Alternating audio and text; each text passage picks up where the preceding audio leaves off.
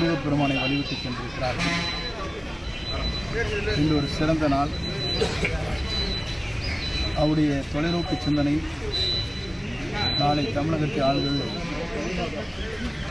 மக்களால் ஒருமனதாக இன்று அவரைத்தான் தேர்ந்தெடுக்க வேண்டும் என்பதுதான் எல்லோருடைய எண்ணங்களாக இருக்கிறது.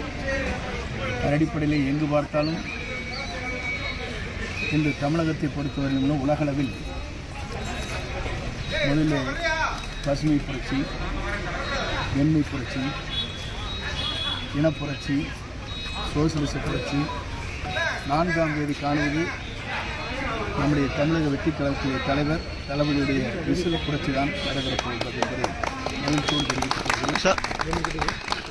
200க்கும் மேற்பட்ட இடங்களில் வெற்றி பெறுவார். சார் என்னதான் ஓட்ட பிடிச்சாலும் ஆட்சி பிடிக்க முடியாதுன்னு சொல்லியிருக்காங்க சார். எப்படி சார்? அது அல்வாக்கே சொல்லுவாங்க சார். 4ஆம் தேதிக்கு பிறகு ஸ்டாலின் வந்து திருநெல்வேலியில் அது கொடுக்கணும் சார். 4ஆம் தேதிக்கு பிறகு ஸ்டாலின் பதவி ஏற்பாடு சொல்லியிருக்காரு சார். பாபு சார் பழனிக்கு எதுவும் வர வாய்ப்பு இருக்கா சார்? சார் நிறுத்திங்க.